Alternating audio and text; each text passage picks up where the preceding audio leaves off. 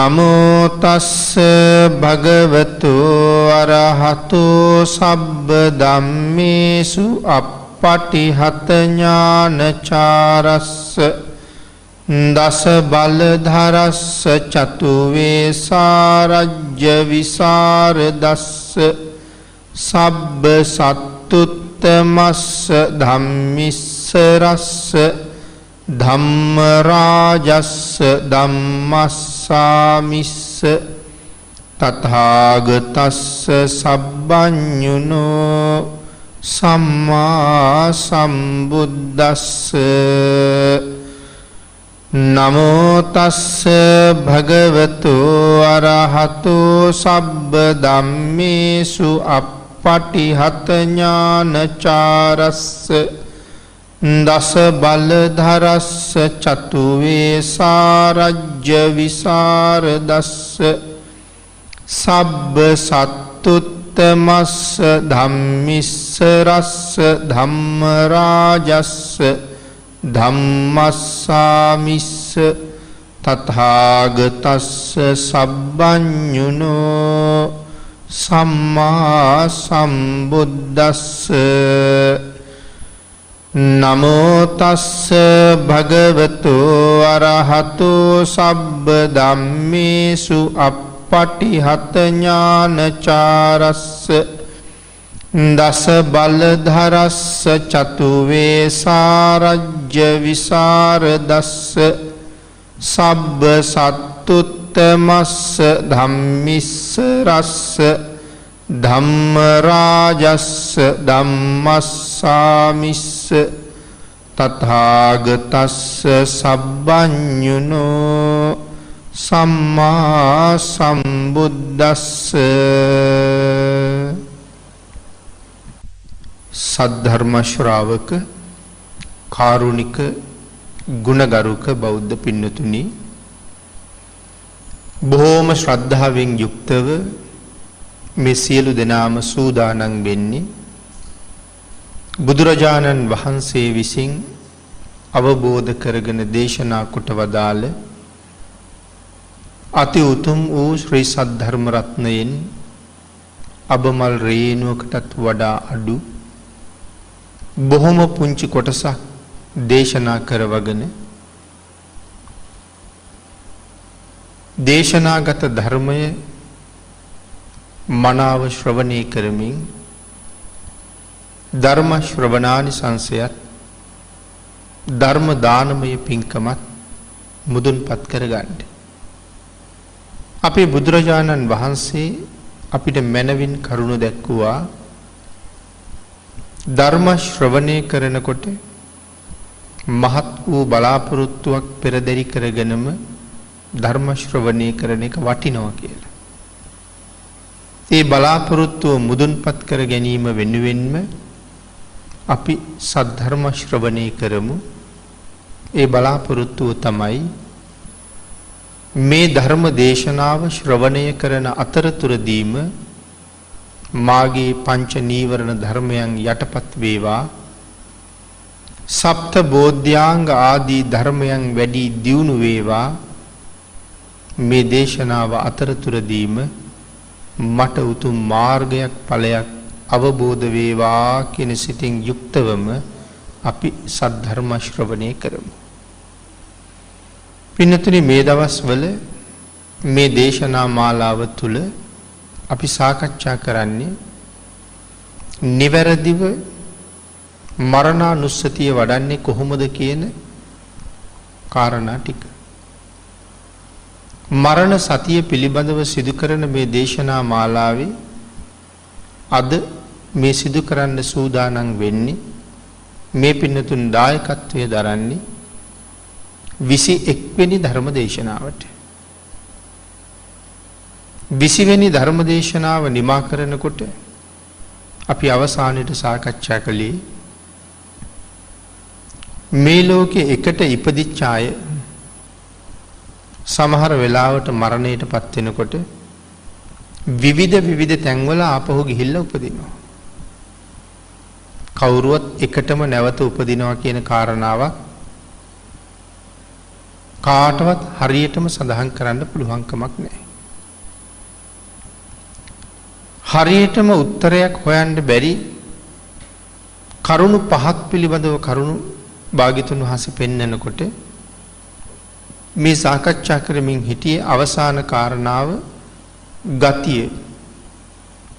කලින් සාකච්ඡා කළා මරණය සිදුවෙන තැන හරියටම නිශ්චිතවම කාටවත් කියන්න පුළුවන් කමක් නැති බව.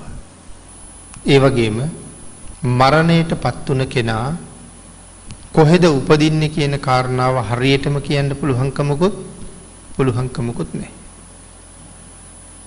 ඒ නිසා තමයි සඳහන් කළේ එකට ඉපදිලා ඉන්න අය මැරිලා තව වෙනත් තැන්වල උපදින්න පුළුවන්. උදාහරණයක් හැටියට පෙන්නවා සමහර වෙලාවට අපේ ගෙදර සමාජිකයෝ ගණනාවක් ඉන්නවා. හදිස්සියේ ගෙදරම අය එකම වතාවේ මරණයටපත් වෙනවා. අපි කියමු පස් කන්දක් කඩා වැටිලා ගෙදර යට වුණා.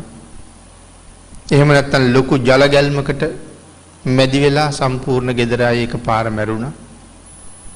එහෙම වුණාම ගෙදරම අය අම්මා තාත්තා දරුවෝ ආයෙත් වෙනත් තැනක එකටම උපදිනවා කියන කාරණාවක් මේ ලෝකේ නැහැ. අපි ඒ නිසා සඳහන් කළා හතරමං හන්දියක හමුවීමක් වාගේ කියලා. හතරමං හන්දියට හැම පැත්තෙම පිරිස එකතු වෙනවා. නමුත් මේ හන්දියේදී ඒ අය නැවත වෙනත් පාරවල් ඔස්සේ ආයෙ ගමන් කරනවා.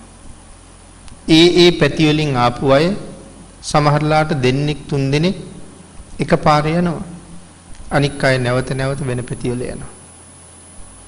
එහෙනම් අපිත් එහෙම තමයි මෙහෙම එකට ජීවත් වුණාට මැරිලා ගිහිල්ලා ආපහු විවිධ තැන්වල උපදිනවා. ඒ හින්දා උපදින තැන හරියටම නිශ්චිතවම තීරණය කරලා කියන්න පුළුවන් කමක් නැහැ. නමුත් මේ ලෝකේ සමහර අය බලාපොරොත්තු වෙනවා මෙහෙන් මරණයටපත් වුනහම ආයෙත් ගිහිල්ලා එකටම උපදිමු කියලා. එහෙම වෙන්න නම් පින්නතුනි කාරණා තුනක් සම්පූර්ණ වෙන්න ඕනේ. සම සීල, සම සද්ධා, සම ප්‍රඥා. මේ කාරණා තුන මනාව සම්පූර්ණ වෙලා තියෙනවා නම් අපේ ප්‍රාර්ථනාව මේ විදිහට මුදුන්පත් වෙන්න පුළුවන්. එහෙම නැත්නම් පින්නතුනි භාග්‍යතුන් වහන්සේ පැහැදිලි කරන්නේ අපි එහෙම හිතාගෙන මැරෙනවා මිසක් බලාපොරොත්තු වුණා මුදුන්පත් නොවෙන බව. ඊළඟට පින්නතුනි මේ මැරුණ කෙනා කොහොම උපදීද? කොතන උපදීද? අපේ අය මරණයටපත් වුනහම විවිධ අවස්ථාවන් වල අපි පින්කම් කරලා ඒ අයට පින් අනුමෝදන් කරනවා. නමුත් ඉතින් අපි හරියටම දන්නේ නැහැ අපි අනුමෝදන් කරන පින් ලැබෙනවද නැද්ද කියලා. සමහර විට ලැබෙන්නත් පුළුවන්. එහෙම නැත්නම් නොලැබෙන්නත් පුළුවන්. මේ සක්වලෙන් මරණයටපත් වෙලා තවත් සක්වලවල් සිය ගාණක් ඈත මඩවලක පණුවෙක් වෙලා ඉපදෙන්නත් පුළුවන්. සාගරයක මාළුවෙක් වෙලා ඉපදෙන්නත් පුළුවන්. කාන්තාරයක සර්පයෙක් වෙලා ඉපදෙන්නත් පුළුවන්. සමහර කෙනෙක් දෙවියෙක් වෙලා උපදින්නත් පුළුවන්. ඉතින් අපිට හරියටම කියන්න බෑ ඒ අය පින් ලබනවද නැද්ද කියන කාරණා. ඒ නිසා මෙහි ජීවත් වෙලා හිටපු කාලේ තම තමන් විසින් බොහෝ කුසල් රැස් කරගත්තා නම් මනාව මගවියදන් සම්පූර්ණ කරගෙනයි තියෙන්නේ. මුදල් ටිකක් අරගෙන මගට බහැපු කෙනෙක් දවසක් දෙකක් එන්න පරක් වුණොත් අපිට නොයේක් දේවල් හිතෙනවා. අතේ මිල මුදල් තියෙනවද? තිබුණ මුල මුදල් නැති වුණාද? කවුරු හරි පැහැරගත්තද? කරගන්න බලාපොරොත්තුෙන් ගියපු කටයුතු කරගන්න බැරි වුණාද? ඒ කටයුත්තට මුදල් ඇති වුණාද? මේ වගේ ප්‍රශ්න ගොඩක් අපිට තියෙනවා. නමුත් ඇතිතරම් මුදල් අරන් ගියපු අය පිළිබඳව ඒ තරම් ලොකු කරදරයකටපත් වෙන්න දෙයක් නැහැ. දවස් ගාණක් ඉඳලා හරි මාස ගාණක් ඉඳලා හරි තමන්ගේ වැඩේ කරගෙන ආපහු එන්න පුළුවන්කම ඒ ඇයට තියෙනවා. එහෙමනම් මෙහි ඉන්නකොට බොහෝම රැස් කරගත්ත කුසල් ඒ තමයි අපි හම්බ කරගත්ත මග වියදම් ටික. ඒ මග වියදම් හොඳට අරගෙන ගියා නම් ආය අපි දෙන අමුතු පින් අවශ්‍ය වෙන්නේ හිකුත් නැහැ. ඒ නිසා මනාව කුසල් රැස් කරගන්න එක හරි වටිනවා සුගතිගාමී ජීවිතයක් ලබන්න බලාපොරොත්තු වෙන කෙනෙකුට. ඊළඟට මරණයටපත් වෙන පුද්ගලයා තවත් තැනක උපදින්න දීර්ඝ කාලයක් නම් ගත වෙන්නේ නැහැ.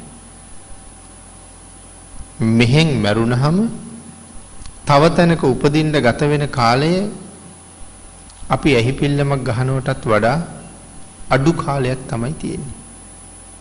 ඒක අපේ බුදුරජාණන් වහන්සේ මනාව පැහැදිලි කළා. සමහර වෙලාවට මරුණ කෙනා ගැන අපි හිතනකොට මැරිච්ච කෙනා වෙන තැනක ඉපදිලා සිතුවිලි කෝටි ප්‍රකෝටි ගණක් එයා පහල කරලත් ඉවරයි. ඒ තරම්ම මරණය ඉක්මන. උදාහරණයක් හැටියට පැහැදිලි කළොත් පිනතින තත්පරයකට උපදින සිත් ප්‍රමාණය කෝටි ප්‍රකෝටි ගණනක් බවයි සඳහන් වෙන්නේ. මේ හැම හිතකටම අවස්ථා තුනක් තියෙනවා. උපාද, ස්ථಿತಿ, භංග. හැම හිතක්ම උපදිනවා, පවතිනවා, නැති වෙනවා. නැවත උපදිනවා, ආය පවතිනවා, ආය නැති වෙනවා. එතකොට තත්පරයක් වගේ සුළු කාලයක් තුල උපදින සිත් ප්‍රමාණය කෝටි ගණක් කියලා සඳහන් කරන්නේ. තත්පරය ගැන අපේ අයට අමුතුවෙන් උගන්වන්න දෙයක් නැහැ. ඊටාම කෙටි කාල පරාසයක් බව හොඳටම දන්නවා. මේ කාලය තුල සිත් කෝටි ගණක් උපදිනවා. හැම හිතක්ම උපදිනවා, පවතිනවා, නැති වෙනවා කියන ආකාර තුනක් පෙන්වුම් කරනවා. එතකොට මේ හිත උපදින වෙලාවේ අපිට උපදින හිතේ ජීවත් වෙන්නත් බෑ. හිත නැති වෙන වෙලාවේ අපිට නැති වෙන හිතේ ජීවත් වෙන්නත් බෑ. එතකොට හැම වෙලාවෙම අපි මේ පවතින්නේ කොයි වෙලාවේද? පවතින කාල පරාසය තුල. ස්ථಿತಿ කියන කාල පරාසය තුල තමයි අපි හැමෝම මේ රැඳිලා ඉන්නේ. හිත නැති වෙන වෙලාවට ඒ නැති වෙන වෙලාවට අපිත් මැරුණා වගේ. ඒ වුණාට අපිට එහෙම වෙනසක් තේරෙන්නේ නැත්තේ ඇයි? ඒ තරම්ම වේගින් ඊළඟ හිත ඉපදිලා පවතින හින්දා. එතකොට මේ පවතින ටික මත අපි මෙහෙම ජීවත් වෙනවා. තත්පරයකට කෝටි ප්‍රකෝටි වාරයක් මේක සිද්ධ වෙන නිසා අපිට කිසිම වෙනසක් දැනෙන්නේ නැහැ. මේ නැති වෙන පැත්ත උපදිනවා, පවතිනවා, නැති වෙනවා. සමහරලාට ඒ නැති වෙනකොට ආයේ කවදාවත් මේකයි උපදින්නේ නැති වෙන්නම නැති වෙලාම යනවා. එදාට කියනවා මරුණා කියලා. ආයේ මේකයි උපදින්නේ නැහැ. නමුත් අර වේගෙන් උපදින සිත් පරම්පරාව ඒ හිතට මේ කය ඇතුලේ උපදින්න බැරි නම් ඊළඟට මොකක් වෙයිද? මෙතන උපදින්න බැරි නම් නැවත පංචස්කන්ධයක් හදාගෙන උපදිනවා. දැන් තේරෙනවද මරුණ කෙනෙක් මොනතරම් වේගෙන් උපදිනවද කියලා? තත්පරයකට සිත් කෝටි ප්‍රකෝටි ගණක් පහළ වෙනවා. ඒ පහළ වෙවි සිත් ප්‍රවාහයක් හැටියට එක දිගටම ගලාගෙන එනකොට මේ උපාදානස්කන්ධයේ උපදින්න හැකියාවක් නැත්තම් ඒත් එක්කම තව උපාදානස්කන්ධයක් හදාගෙන එතන උපදිනවා. ඒකයි මම කිව්වේ ඇහි පිල්ලමක් ගහන තරම් කාලයක්වත් නැවත තැනක උපදින්න ගත වෙන්නේ නැහැ. අපි තව විදිහකට කල්පනා කළොත් අපි හිතමු අපේ අතේ මදුරුවෙක් වහලා ඉන්නවා. ඊළඟට බොහෝ දෙනාගේ සාමාන්‍ය සිරිත තමයි මදුරුවාට පහර දෙන එක.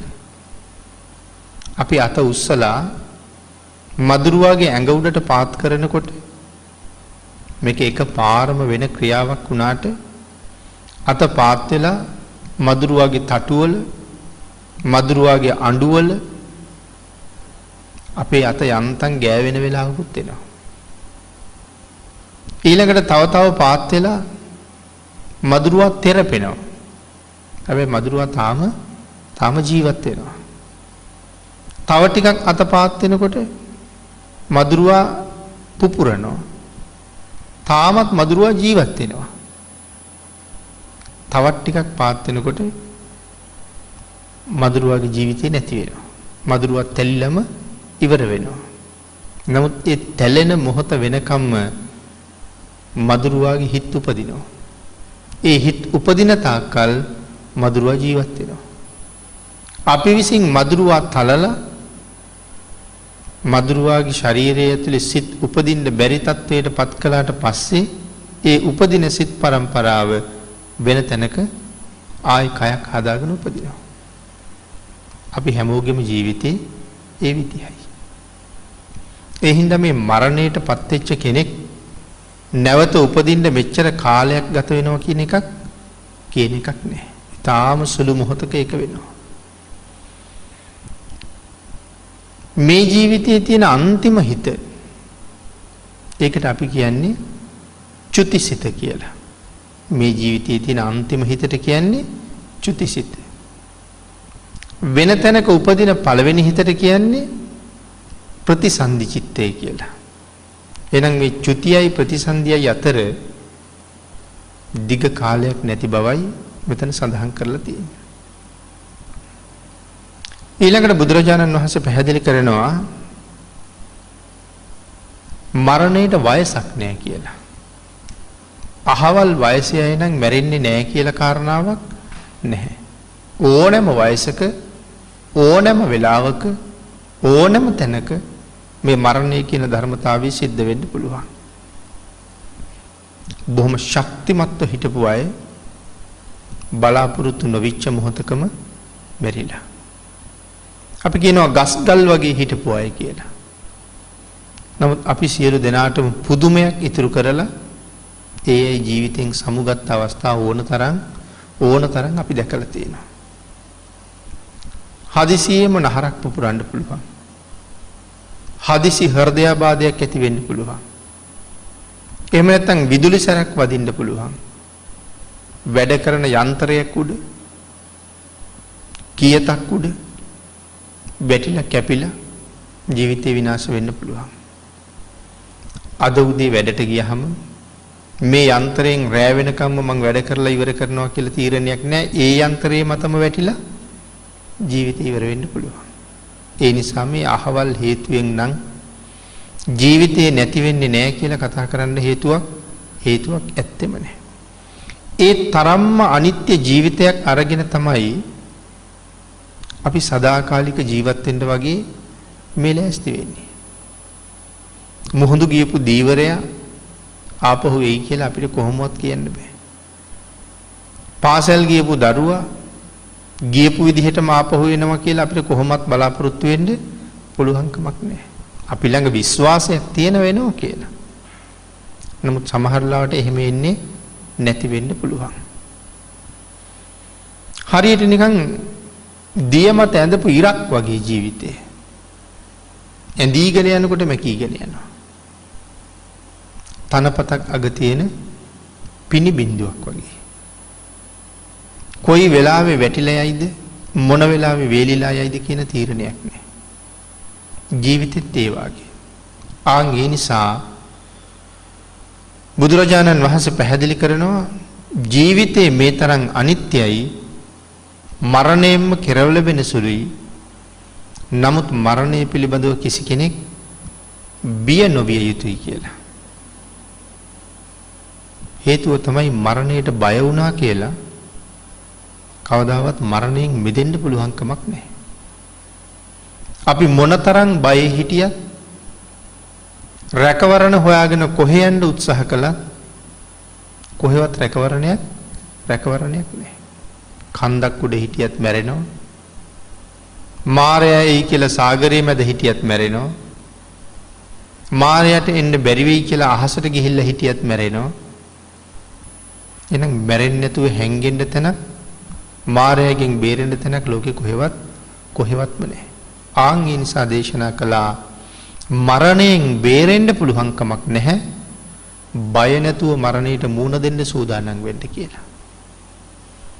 බය නැතුව මරණයට මුහුණ දෙන පුද්ගලයෙක් හදන්නයි මරණ සතිය වටින්නේ. නිරන්තරයෙන්ම මම මැරෙන කෙනෙක් කියන කාරණාව හොඳටම සිහිපත් කරලා ප්‍රගුණ කරලායි තියෙන්නේ. මැරෙන්න ඕනෑම වෙලාවක ලෑස්ති වෙච්ච කෙනෙක්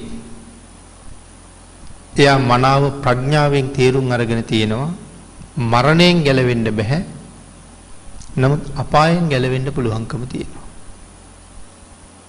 දුගතියට යන්නේකින් ගැලවෙන්න පුළුවන්කමක් තියෙනවා. සුගතිගාමී ජීවිතයක් මීට වඩා සැපසහිත ජීවිතයක් ගොඩනගන්න පුළුවන්කම තියෙනවා. ඒ සඳහා බුදුරජාණන් වහන්සේ මඟ පෙන්වලා තියෙනවා පවෙන් වැළකීලා නිරන්තරයෙන් කුසල් මත පෝෂණය වෙන්න ඕනෑම වෙලාවක මරුණට කමක් නැහැ. නමුත් සතර අපාය ආදී දුගතියකට කවදාවත් මේ පුද්ගලයා යන්නේ නැති බව කරුණු කාරණා සහිතව භාග්‍යතුන් වහන්සේ පැහැදිලි කරනවා. මරණය පිළිබඳව කලකිරීමක් ඇති කරගන්න එක ඒ තරම් තේරුමක් නැති වැඩක්. නමුත් ජීවිතය පිළිබඳව ආර්ය වූ කලකිරීමක් ඇති කරගන්න පුළුවන්. ඒ ආර්ය වූ කලකිරීමක් කියලා කියන්නේ ආර්යයන්ට මේ ජීවිතය පිළිබඳව දුකක් නැහැ. නමුත් අනිත්‍ය වූ ජීවිතයෙන් මිදෙන්න මගක් හදාගන්න උන්වහන්සේලා වීරිය වඩලා තියෙනවා. ඕනෑම වෙලාවක මරණය තමන් හොයාගෙන එනවා. ඒ ඕනෑම වෙලාවක මරණය බාර ගන්නත් සූදානම් වෙලා ඉන්නවා. නමුත් එහෙම සූදානම් නැති කෙනාට මරණාසන්න වෙන්න ජීවිතේ ලොකු බයක් උපදින්න පටන් ගන්නවා. නමුත් සූදානම් කෙනාට කොහොමවත් බයක් නැහැ. ශක්තිමත් නිසා ඔහු හුඟක් සතුටින් ඉන්නවා. ඇයි මීට වඩා හොඳ තැනක උපදින්න පුළුවන් බව දන්න නිසා. මීට වඩා හොඳ තැනකට යනවා නම් කොහොමත් සතුටුයි. එහෙනම් එහෙම සතුටු වෙන මගක් හදාගන්නයි භාග්‍යතුන් වහන්සේ නිරන්තරයෙන් අනුශාසනා කරන්නේ. ඊළඟට පින්නතුනි බුදුදහම හැම වෙලාවෙම අපිට ඉගැන්වුවේ සතුටින් කටයුතු කරන ක්‍රමය. අනිත්‍ය දුක්ඛ අනාත්ම ත්‍රිලක්ෂණය බුදුරජාණන් වහන්සේ පෙන්වුවේ මිනිස්සු බය කරලා තියන්නවත් මිනිස්සුන්ට මේ ලෝකේ එපා කරන්නවත් මිනිස්සුන්ගේ සතුට නැති කරන්නවත් නෙමෙයි. මිනිස්සු ශක්තිමත් කරලා මිනිස්සු නිර්භය පුද්ගලයෝ බවට පත් වෙලා සතුටින් පිරිච්ච ජීවිත පෝෂණය කරන්න. කුසල් නිසා බොහොම ශක්තිවත් අය බවට පත් කරන්නයි බුදුරජාණන් වහන්සේ මේ කරුණ දක්වන්නේ. ඊළඟට පින්නතුනි අපේ හිතේ සුවය සැපය සඳහා බුදුරජාණන් වහන්සේ නිරන්තරයෙන් මරණය සිහිපත් කරන්න කියලා දේශනා කළා. පංචකාම ලෝකයට අපි හරි කැමතියි. පංචකාමයේ භුක්ති විඳින්නත් අපි හරි කැමතියි. නමුත් බුදුරජාණන් වහන්සේ අපිට පෙන්වුවේ පංචකාමයේ අත්හරින්න කියලා දේශනා කරාම හුඟක් අය කල්පනා කරනවා එතකොට ජීවිතේ නීරස වෙයි කියලා. නෑ පින්නතේ මේ පංචකාමයේ අත්හැරියම අත්හරිනවා කියලා කිවි සම්පූර්ණයෙන්ම අත්හරිනවා කියන එකද? නෑ ක්‍රමක්‍රමයෙන් මිදෙන අය හොඳට කෑම කාලා හොඳට ඇඳුම් ඇඳලා යාන වාහන වල ගමන් ගිහිල්ලා බොහොම සතුටින් ජීවත් වෙනවා. ආන්ගේ බොහෝ සම්පත් අත්හැරපු අය ජීවිතේ නිදහසක් සැහැල්ලුවක් තියාගත්ත අය ඇලීම් බැඳීම් වලින් නිදහස් වෙච්ච අය ගැටීම් වලින් තොරව කරදර වලින් තොරව අනික් අයට වඩා හරි සතුටින් ජීවත් වෙනවා. ඒ නිදහස් ජීවිතය තුළ තියෙන සතුට නිදහස භුක්ති විඳින්නෙක් මනාව දන්නවා මිසක් පංචකාමයට ඇලිලා නිදහස නැති කරගෙන නමුත් මේක සැපයි කිය කල්පනා කරන කෙනෙකුට මේක කියලා දෙන්න උත්සාහ කළාට තේරෙනවා බොහොම අඩුයි. නමුත් මේ සෝය භුක්ති විඳින කෙනා තමයි දන්නේ අන් අයට වඩා මම මොනතරම් සැහැල්ලුවෙන් ඉන්නවද. නිදහසේ සැහැල්ලුවෙන් ඉන්න එවන් අය මේ පංචකාමයේ තුල පැටලිලා දුක් විඳින අය දිහා බලාගෙන කම්පාවකටමයි පත් වෙන්නේ. ඇයි මේ ගැන මේ ඇයිට තේරෙන්නේ නැත්තේ කියලා. නමුත් අපි රෑ දවල් දඟලලා හොයලා තියෙන සතුට ඇත්තටම අපිට හම්බ වෙලා නැත්තෙමත් සතුට. ඒ නිසා භාග්‍යතුන් වහන්සේ මේ මරණ සතිය අපිට දේශනා කරනකොට පංචකාමයෙන් මිදෙන්න කරුණු කාරණා මනාවගෙන හැර දක්වනවා. පිනතින කෙනෙකුට නිවැරදිව ජීවත් වෙලා හොඳ ප්‍රබල හිතක් හදාගෙන මනාව ශක්තිමත් ජීවිතයක් ගොඩනගා ගත්තහම සමහර වෙලාවට මරණය ඒ පුද්ගලයා ළඟට ළඟා වෙන්නත් බය වෙන්න පුළුවන්. මොකද මේ ශක්තිමත් මිනිස්සු ගාවට මායයත් ලං වෙන්න ටිකක් බයයිද කියලා හිතෙනවා. මේ ශක්තිමත් කිව්වේ කායික ශක්තිමත් බව නෙමෙයි. ආධ්‍යාත්මීය ශක්තිය තියෙන අය ළඟට. මොකද මායя කියලා කියන්නේ අපිට වඩා හරි ප්‍රඥාවන්ත කෙනෙක්. මායя අපිට වඩා ප්‍රඥාවන්තයි කියලා කියන්නේ. මායя කියලා කියන්නේ දසපාරමිතා සම්පූර්ණ කරපු කෙනෙක්. ඒ නිසා මහා ප්‍රඥාවන්තයි. දසපාරමිතා සම්පූර්ණ කළා කියලා කියහම සමහර කෙනෙකුට සැකයක් උපදින්න පුළුවන්. තව කෙනෙක් මේක චකිතයකින් විවේචනය කරන්න පුළුවන්. මායя ඒ තරම් පින් කරපු කෙනෙක්ද කියලා. පින්නතුනි පින් කලේ නැතුව කොහොමවත් මායя වෙලා උපදින්න බෑ. ස්ත්‍රියකටවත් මායя වෙලා උපදින්න බැරි බවයි සඳහන් කළේ. මායя වෙලා උපදින්න බලාපොරොත්තුවක් තියෙනවා නම් ස්ත්‍රීත්වයේ අත්හැරලා වෙනම පින් කරන්න ඕනේ. එහෙනම් ස්ත්‍රී භාවයේ ඉඳගෙන එතෙන්ට යන්නත් බැහැ කියලා සඳහන් කරා. දෙවියන් අතර වැඩියෙන්ම සැප විඳින කෙනා. 6 වෙනි දිව්‍ය ලෝකේ රජුරු බසවර්ති මාරයා. පාරමිතා පුරන්න ඕනේ. එතකොට කෙනෙකුට හිතෙන්නේ නැද්ද එච්චර පින් කරලා ඉඳගෙන එහෙනම් පව් කරනවද කියලා? ඒකටත් කාරණාවක් පෙන්නනවා. එහෙම පව් කරන්න වෙලා තියෙන්නේ තමන්ගේ තනතුරින්ද කියලා. තනතුර රැකගන්න පව් කරනවා. මනුස්ස ලෝකෙත් බලන්නකෝ. තනතුරු රැකගන්න කොච්චර පව් කරනවද කියලා.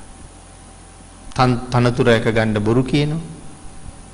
තනතුරු රැකගන්න ප්‍රාණඝාත කරනවා. තනතුරු රැකගන්න සමහරලාට තව පිරිසක් එක්ක ගිහිලා රාරක්කු බොන්න වෙනවා. මිනිස්සු සසරට වඩා සසර තියෙන බයට වඩා මේ ලෝකේ තනතුරු වලට කැමතියි. ඒ නිසා තනතුරු නිසා අපි පව් කරගන්නවා හරියට. කෙනෙක් රජ වෙලා ඉපදුනා කියලා කියන්නේ රජුරවන්ට කොච්චර පව් රැස් කරගන්න සිද්ධ වෙනවද? අපේ මහ බෝසතාණන් වහන්සේ තේමිය කුමාරයා හැටියට ඉපදිලා බසර ගණනාවක් එච්චරම දුක් විඳි රාජ්‍ය බාර ගන්න සිද්ධ වෙන නිසා. ඇස් පේන්නේ නැති කෙනෙක්, කන් ඇහෙන්නේ නැති කෙනෙක්, කතා කරන්න බැරි කෙනෙක්, අතපය දිගාරින්න බැරි කෙනෙක්, නැගිට ගන්න බැරි කෙනෙක් හැටියට පිය රජුරුව මොන තරම්නම් දුක් දුන්නද? ඒ හැම දුකක්ම යොසුවේයි රාජ්‍ය බාර ගන්න වෙන හින්දා. පෙර භවයක අවුරුදු 20ක් රජකම් කරලා අවුරුදු 80000ක් අපායේ හිටපු හැටි හොඳට මතකයි. එහෙනම් මේ රාජ්‍ය ආයෙත් බාරගත්තොත් මොන තරම් පව් කන්දක් කරන්න වෙනවද? යුද්ධයක් එළඹුණාම යුද්ධ කරන්න කියලා අණ දුන්නාම ඒ යුද්ධයේදී සමහරලාට එක සෙබලෙක් එක කණ්ඩායමක් හතුරු 100ක් මරයි. ඒ වාගේ කණ්ඩායම් 10ක් ගියොත් හැම කණ්ඩායමකින්ම 100 මැරුවොත් ඒ පුද්ගලයාට තම තමන් මරාපු ප්‍රමාණය අකුසල කර්මයේ තියෙනවා. නමුත් කණ්ඩායම් 10ක් ගිහිල්ලා 100 මැරුවොත් 1000ක් මැරිලා. බොහෝම සැපසේ එක තැනක වාඩි වෙලා යුද්ධ කරන්න කියලා ආඥාව නිකුත් කරපු කෙනා මැරිච්ච 1000ගෙම අකුසල කර්මයේ බාර ගන්න ඕනේ. ප්‍රාණඝාත අකුසල් 1000ක් බාර ගන්න වෙනවා. ඉතින් රජ වුණාම එහෙම කරන්න වෙනවා. ඒකට හරියට ආඥාව නිකුත් කළේ නැත්නම් රජුරවන්ට විවිධ චෝදනා එන්නත් පුළුවන්, රාජ්‍යයෙන් පහ කරන්නත් පුළුවන්. නමුත් රටේ රජ වෙන්න හුඟක් පින් කරලා තියෙනවා. අපි හැමෝටම රජ වෙන්න බෑනේ. ඒ කාලෙට පින මෝරලා තිබිච්ච කෙනා තමයි රජ වෙලා තියෙන්නේ. දැන් ඒ තනතුර රැකගන්න එළඹෙන අකුසල කර්ම ඕන එකක් කරන්න වෙනවා. මාරයත් එහෙම කෙනෙක්. දසපාරමිතා පුරලයි ඉන්නේ. නමුත් තනතුර රැකගන්න හුඟක් පව් කරන්න සිද්ධ වෙලා තියෙනවා. නමුත් හුඟක් ප්‍රඥාවන්තයි. බොහොම පිනෙන් පෝෂණය වෙලා ශක්තිමත් වෙච්ච අය මරා ගන්න මාරයත් දෙපාරක් හිතයි වගේ. හේතුව මේගොල්ලෝ මරාගත්තා කියලා මාරයට ඕන තැනට අරන් යන්න පුළුවන්ද? මෙහෙන් ඔහුගේ ජීවිතේ ගත්තහම ඔහු ඊළඟට ගිහිල්ලා උපදින්නේ මීට වඩා හුඟක් සැප තියෙන තැනක. මාරයට අඩංගු නැති තැනක උපදිනවා වෙන්නත් පුළුවන්. ඒ කියන්නේ ඕනෑම කෙනෙක් මාර ග්‍රහණයට ලක් වෙනවා. නමුත් මාරයා විවිධ වෙලාවල් වල බලපෑම් කරනවා ජීවිතය ගත්තේ නැති වුණාට. මේ ලෝකේ ජීවත් වෙනකොට මේ පංචකාම සම්පත් වල අතරමං වෙනකොට කවුද මේ වැඩ කරලා ඇත්තේ? මාරයා විසින් නිර්මාණය කරපු ලෝකේ අපිට විවිධ දේවල් ලස්සනට පෙන්නලා අපි රවට්ටලා තියෙන්නේ. ඒ තැන්වල අපි පරක්කු කරගෙන ඉන්නේ මාරයා. පරක්කු කර මොනවද කරලා තියෙන්නේ? පින් කරන්න යන්න දෙන්නේ නැතුව අකුසල් ළඟ නවත්තලා ඉඳලා තියෙන්නේ. ඒකයි පංචකාම ලෝකේ. නමුත් ප්‍රඥාව ඇති කෙනෙක් විතරයි මෙතන අතරමං නොවි කුසල් හොයාගෙන ගිහිල්ලා තියෙන්නේ. එහෙනම් මායя එක තැනකද අපිට බාධා කරලා තියෙන්නේ. මේ ජීවිතේ හැම තැනම බාධා කරනවා ප්‍රඥාව නැති අය.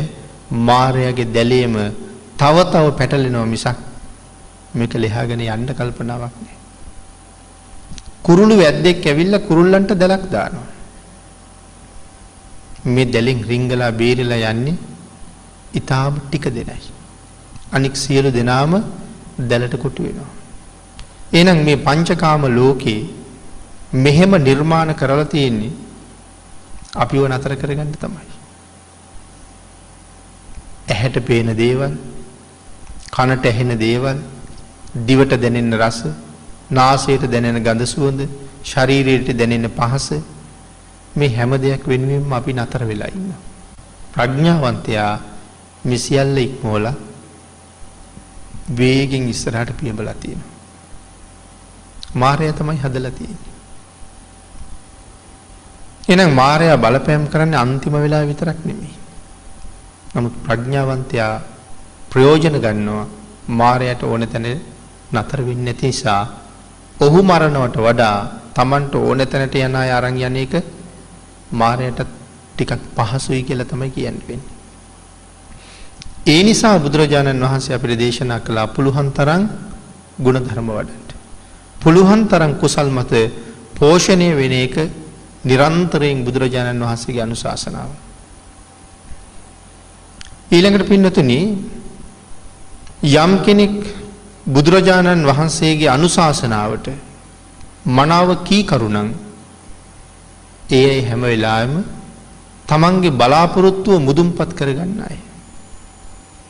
තමන් ප්‍රාර්ථනා කරපු දේවල් තමන්ගේ බලාපොරොත්තු නිවැරදිව මුදුන්පත් කරගන්න කැමති අය මොනවද මේ ලෝකේ කරන්නේ? ඒ අය බුදුරජාණන් වහන්සේට හරි කීකරුයි. ඒ අය බුදුරජාණන් වහන්සේට කීකරු නිසා ඒ අය හරි සිල්වත්. මේ ලෝකේ ඉටු වුණා නම් යම් පැතුමක් ඒ ඉටු වෙන්නේ සිල්වතුන්ගේම ප්‍රාර්ථනාවයි. යම් කෙනෙක් සැප බලාපොරොත්තු වෙනවා නම් සැප බලාපොරොත්තු වෙන කිසි කෙනෙක් පව් කරන්නේ නැහැ කියන කාරණාවමයි සඳහන් කළේ. එහෙමනම් බුදුරජාණන් වහන්සේ දක්වපු මේ කාරණාවට හික්මිලා කීකරු වෙච්ච අය ලෝකේ ඉන්නේ බොහොම 14ක් පිරිසයි. වැඩි දෙනෙක් පංචකාමයෙන් අතරමං වෙලා අකුසල්ම කරන්න පෙළඹිච්ච අය. එහෙමනම් මේ අකුසලයේ දුරලලා අකුසලයේ දුරලීමේ සැපය භුක්ති විඳිමින් කුසල් වර්ධනය කරමින් කුසල් වැඩිීමේ ප්‍රීතිය භුක්ති විඳිමින් යමෙක් මේ ලෝකේ ජීවත් වෙනවා නම් ඒ අය ප්‍රඥාවන්තයි. සමහර අය සමහර වෙලාවට අහනවා සතෙක් මරන්නේ නැති බොරුවක් කියන්නේ නැති ජීවත් වෙන අය ඉන්නවද කියලා. සත්තු මරන්නේ නැතුව බොරු කියන්නේ නැතුව රාරකු ටිකක් බොන්නේ නැතුව ජීවත් වෙන අයත් මේ ලෝකේ ඉන්නවද කියලා. එහෙම ජීවත් වෙන්න පුළුවන්ද මිනිස්සුන්ට කියලා. ඒ ප්‍රඥාව නැති අය නගන ප්‍රශ්නය. අපිට කරන්න බැරි නම් යමක් ඒක බුදුරජාණන් වහන්සේ කොහොමවත් අපිට දේශනා කරන්නේ නැහැ. බුදුවරු කියලා කියන්නේ අපේ හිස මත දරන්න බැරි බරක් පටවන්න ලෝකේ පහළ වෙච්ච උත්තරමය නෙමෙයි. හිස මත පැටවෙන බර හිස මතින් අයින් කරන්න පහළ වෙච්ච අය. කරන්න බැරි දෙයක් අපිට කවදාවත්ම දේශනා කළේ නැහැ. ඒක බුදුරජාණන් වහන්සේමත් පැහැදිලි කළා මහණෙනි ඔබලාට කවදාවත් කරන්න බැරි දෙයක් මම කියලා නැහැ. කරන්න බැරි නම් මම මේක ගැන දේශනා කරන්නේ නැහැ කියලා. මේ ලෝකේ අපිට කරන්න බැරි දේවලුත් තියෙනවා. ඒවා බුදුරජාණන් වහන්සේ අපිට දේශනා කරලත් නැහැ. නමුත් සාමාන්‍ය පුද්ගලයෙකුට ආරක්ෂා කරගන්න කියලා දේශනා කළේ පන්සිල්. බැරි නම් මම දේශනා කරන්නේ නැහැ කියලාම සඳහන් කළා. හැබැයි ඒ සාමාන්‍ය මයට කරන්න බැරි දේවල් තව තියෙනවා කියලා මම සඳහන් කළා. ඒව භාග්‍යතුන් වහන්සේ සාමාන්‍යයෙන් පන්සිල් රකින්න හැටි දේශනා කළේ නැහැ. මොනවද අපිට ආරක්ෂා කරන්න බැරි දේවල්? අපිට බුදුරජාණන් වහන්සේ දේශනා කළා නම් කුඹුරු කොටන්න එපා කියලා. අපි කොහොමද කුඹුරු කොටන්නේ නැතුව ජීවත් වෙන්නේ? හේන් කොටන්න එපා, වල්ගිනි තියන්න එපා, ගොයන් කපන්න එපා, කොළපා ගන්න එපා, වී කොටන්න එපා, බත්තු යන්න එපා කියලා දේශනා කළා. එහෙමනම් අපිට ජීවත් වෙන්න පුළුවන්කමක් තියනවද? එහෙනම් එපා කිව්වත් ඒ දේවල් කරන්න වෙනවා. නමුත් මේ දේවල් වලින් පව් සිද්ධ වෙන්නේ නැද්ද? පව් සිද්ධ වෙනවා. කුඹුරු කොටන කොටත් පව් සිද්ධ වෙනවා. හේන් ගිනි තියන කොටත් පව් සිද්ධ වෙනවා. ඒ වුණාට පින්නතිනි කර්මපතයක් රවුම් වෙන්නේ නැහැ. පිප්පලි කුමාරයා කෝටි ගණන් සම්පත් අත්හැරලා පැවිදි වෙන්න ගියේයි. තමන්ගේ කුඹුරු යාය හානතැනට යනකොට නගුල පිටිපස්සෙන් යනවා කුරුල්ල කොබෙයි. මොනවද අහුල කන්නේ කියලා අහපුවම සඳහන් කළා නගුලට මතුවෙන සත්තු. එතකොට පව් සිද්ධ වෙනවා. ඒ පව් කාටද කියලා ඇහුවා. වැඩ කරන අය මොකද්ද කිව්වේ? ස්වාමීනි මේ කුඹුරේ ආදායම ඔබ වහන්සේට නම් මේ පවුත් ඔබ වහන්සේටම තමයි කියලා. එදයි තීරණය කළේ එහෙනම් මේක සංසාරයෙන් මිදෙන්න පහසු ගමනක් නෙමෙයි.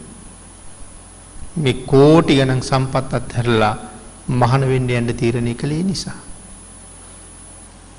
අපිත් දන්නවා උදැල්ල අරන් ගිහිල්ලා නියර කොටනකොට පණුව කකුළු ගණනාවක් මැරෙනවා කියලා. හැබැයි නියර බඳින්න පොළොව කොටනවා මිසක් පණුව කපන්න හිතාගෙන පොළොව කොටනවා නෙමෙයි. ඒක නිසා අපිට කර්මපතයක් සම්පූර්ණ වෙන්නේ නැහැ. මං කිව්වා ඒ මට්ටම් වල ප්‍රමාණයටයි භාග්‍යතුන් වහන්සේ දේශනා කළේ. මේවා තමයි අපිට කරන්න බැරි දේවල්. ඒ නිසා ඒක තහනම් කළේ නෑ, මධ්‍යම ප්‍රතිපදාව පෙන්නලා තියෙනවා. හැබැයි ගිහි අයට පොළව කොටන්න තහනම් කළේ නැති වුණාට ඊට වඩා සංසාරයෙන් ඈතර යන්න වීරිය වඩන අයට පොළව කොටන එකත් භාග්‍යතුන් වහන්සේ තහනම් කරලා තියෙනවා. උපසම්පදා භික්ෂූන් වහන්සේ නමකට නියපොත්තෙන්වත් මහ පොළොව හාරණ එක භාග්‍යතුන් වහන්සේ තහනම් කරලායි තියෙන්නේ. එහෙනම් එයා උන්වහන්සේ ගිහි කෙනෙකුට වඩා හුඟක් ඉහළින් නිවන හොයාගෙන සැනසීම හොයාගෙන යන්න වීරිය වඩන කෙනෙක්. ඒ නිසා ඒ මට්ටම් වලින් ඒක පෙන්නලා තියෙනවා. උන්වහන්සේට නියපොත්තෙන්වත් මහ පොළොව හාරන්න එපා කිව්වා. නමුත් අපිට කුඹුරු කොටන්න අවසර දීලා තියෙනවා. එහෙනම් උන්වහන්සේට තියෙන තරම් සිල්පද ප්‍රමාණයක් තියෙනවද අපිට? එහෙනම් අපේ මට්ටමයි පෙන්නලා තියෙන්නේ. මේ මට්ටමවත් කරන්න බැරි නම් අපිව රැක ගන්න භාග්‍යතුන් වහන්සේ ලෑස්ති වෙන්නේ නැහැ. ආර්යයන් වහන්සේලාගේ අනුකම්පාවවත් ආර්යයන් වහන්සේලාගේ කරුණාවවත් එහෙමනම් අපට ලැබෙන්නේ කොහොමත් ලැබෙන්නේ නැහැ. එහෙනම් අපි කල්පනා කරන්න ඕනේ මේ සිල් ගුණ ආරක්ෂා කරන ප්‍රමාණය ආර්යයන් වහන්සේලාගේ කරුණාව ලබන්න තරමට සුදුසුද කියලා. එහෙනම් මීට වඩා අපි ශක්තිමත් වෙන්න ඕනේ බුදුරජාණන් වහන්සේ පෙන්වන හැටියට මරණය ළඟ හරි සතුටින් මරු වැළඳ ගන්න පුළුවන් ජීවිතයක් පෝෂණය කරගන්න අපි ගොඩක් ශක්තිමත් වෙන්න ඕනේ. මේ ඉන්න ප්‍රමාණය නම් කොහොමත් මදි කියලා තමයි හිතන්න ඕනේ. මීට වඩා වීරිය වැඩි කරන්න හැම වෙලාවෙම අදිෂ්ඨාන කරන්න ඕනේ. පින්නතනි මේ කාරණා ටික අපි සාකච්ඡා කළේ බුදුරජාණන් වහන්සේ පෙන්නපු ආකාරයට බුදුරජාණන් වහන්සේ දේශනා කරපු ධර්මයේ මත විශ්වාසයේ තියලා ඒ ධර්මයට අනුව මනාව ජීවිත හැඩගස්වගෙන බුදුරජාණන් වහන්සේගේ කරුණාව අනුකම්පාව අතිශයින්ම ලැබෙන ජීවිත නිරන්තරයෙන් පෝෂණය කරගන්න. යමෙකුට පුළුවන් වුණොත් එහෙම ජීවිතයක් ගොඩනගන්න ඔහු හරි සතුටින් මරණයටපත් වෙන කෙනෙක්. ධර්ම දේශනාවට තියෙන කාලය නිමා වෙලා තියෙන නිසා අපි මරණ සතිය පිළිබඳව සාකච්ඡා කරන්නේ 21 වෙනි දේශනාව මේ විදිහට නිමා කරමු. මරණ සති භාවනාව වඩන ක්‍රම ගණනාවක් භාග්‍යතුන් වහන්සේ දේශනා කළා. එයින් අපි මේ සාකච්ඡා කරලා මේ මොහොතේ නිමා කරන්නේ 6 වෙනි ක්‍රමය. 22 වෙනි ධර්ම ඔබ අපි සියලු දෙනාටම ඊ타ම ඉක්මන් භවයක ඊ타මත්ම කෙටි කාලයකින් සැප සහිත ප්‍රතිපදාවකින් උතුම් චතුරාර්ය සත්‍ය ධර්මය අවබෝධ කරගන්න මේ මහා පිංකම හේතු වාසනා වේවා කියලා ප්‍රාර්ථනා කරමු. ආකාසට්ඨා ච බුම්මට්ඨා දේවා නාග මහිද්దికා පුඤ්ඤන්තං අනුමෝදිත්වා චිරං රක්칸තු ලෝක සාසනං දේවෝ වස්සතු කාලේන සස්ය සම්පatti හෝතු ච පීතෝ භවතු ලෝකෝ ච රාජා භවතු ධම්මිකෝ අභිවාදන සීලිස්ස නිච්ඡං උද්ධාපචායිනෝ චත්තාරෝ ධම්මා වඩ්ඩಂತಿ ආයුවන්නෝ සුඛං බලං ආයුරාෝග්‍ය සම්පatti සග්ග සම්පatti මේවච අතෝ නිබ්බාන සම්පatti ඉමිඤාතේ සමිජ්ජතු සුපත් වේවා නිදුක් වේවා නිරෝගී වේවා නිවන් සම්පත් වේවා. සාදු සාදු සාදු.